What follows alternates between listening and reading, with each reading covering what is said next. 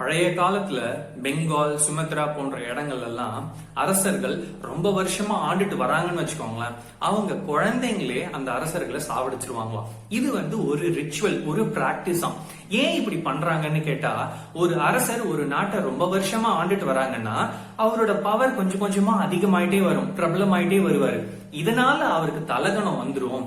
அப்படி வரக்கூடாதுன்னு சொல்லிட்டு தன்னோட குழந்தைகளே அவரை சாவடிச்சுட்டு புதுசா ஒரு இடத்தை கிரியேட் பண்றாங்க. அதாவது ஒரு எம்டி ஸ்பேஸ கிரியேட் பண்ணி அந்த எம்டி ஸ்பேஸ்ல இவங்களோட கான்செப்ட்ஸ் வச்சு புதுசா ஒரு ஐடென்டிட்டியோட அவங்க உருவாகிறாங்க.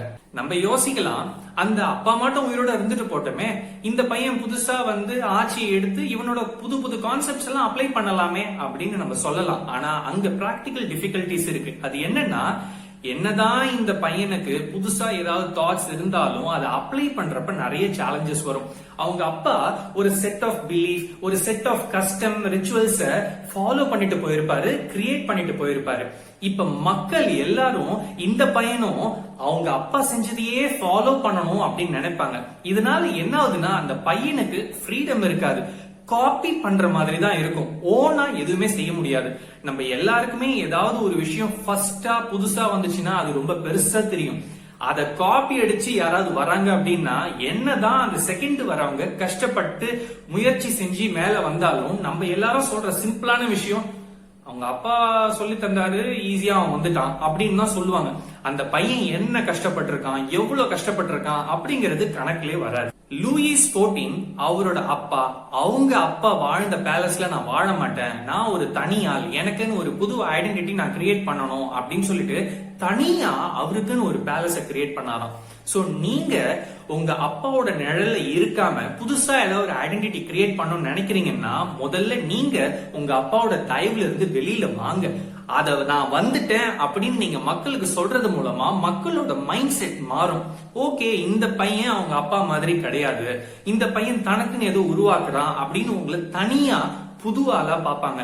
அப்படி இல்லைன்னு வச்சுக்கோங்களேன், நீங்க சொல்லலாம், எனக்குள்ள டிஃபரெண்ட் தாட்ஸ் இருக்கு, நான் அவர் கூட தான் வாடுறேன், ஆனா நான் அவரை காப்பி பண்ணணும்னு அவசியம் இல்லைன்னு நீங்க சொல்லலாம். ஆனா மக்கள் உங்களை காப்பி கேட்டாதான் பாப்பாங்க. நீங்க ஏதாவது ஒண்ணு செய்யணும். நான் ஒரு தனி ஆளு, நான் வேற ஃபீல்டுல இருக்கேன், நான் புதுசான ஒரு தாட்ஸை யூஸ் பண்ண போறேங்கிறத மத்தவங்க புரிஞ்சுக்கிட்டாதான் உங்களுக்கான ஐடென்டிட்டி புதுசா கிரியேட் ஆகும். பேரண்ட்ஸ் பயங்கர சக்சஸ்ஃபுல்லா இருக்கிறாங்க ஒரு பிசினஸ் மூலமா அப்படின்னு வச்சுக்கலாம். மக்கள் எப்படி நினைக்கிறாங்கன்னா, அவங்க பசங்களும் அவங்க பேரண்ட்ஸ் செஞ்ச அதே ABC ஃபாலோ பண்ணா இவங்களும் சக்சஸ் ஆயிடுவாங்க அப்படின்னு நினைக்கிறாங்க. ஆனா அது அப்படி கிடையாது. காலம் மாறிக்கிட்டே இருக்கு. நம்ம பேரண்ட்ஸ் இருந்த காலகட்டம் வேற, நம்ம இருக்கிற காலகட்டம் வேற. சோ நம்ம ஒரு சக்சஸ் கிரியேட் பண்ணோம்னா இப்ப பிரசன்ட் ட்ரெண்ட் என்ன, நிறைய விஷயங்களை அடாப்ட் பண்ணி அதுக்கேத்த மாதிரி நம்ம மாத்தி தான் சக்சஸ கொண்டு வரணும். நீங்க உங்களுக்குன்னு ஒரு புது ஐடென்டிட்டி கிரியேட் பண்றது மூலமா மக்கள் உங்களை பாக்குறப்ப ஒரிஜினலா ஃபீல் பண்ணுவாங்க. அவங்க மனசுல உங்களுக்குன்னு சொல்லிட்டு ஒரு பவர் இன்க்ரீஸ் ஆகும். நீங்க புதுசா எதுவும் ஐடென்டிட்டி கிரியேட் பண்ணல அப்படின்னா டூப்ளிகேட், செகண்ட் ஹேண்ட் அப்படின்னு தான் பேசுவாங்க. நிறைய பசங்க எப்படி இருக்கிறாங்கன்னா, அப்பா அம்மாவோட சக்சஸ் அவங்களோட நிழல்லே வாழ்ந்துட்டு போயிடலாம்னு நினைக்கிறாங்க.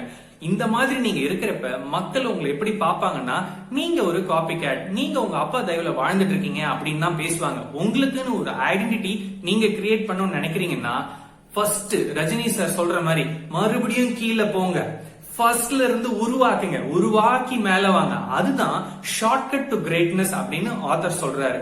இந்த வீடியோ உங்களுக்கு யூஸ்ஃபுல்லா இருந்துச்சு அப்படின்னா share the video with the people whom you care the most. ஏன்னா ஷேரிங் இஸ் கேரிங். நான் உங்களை அடுத்த வீடியோல பாக்குறேன். Take care and by.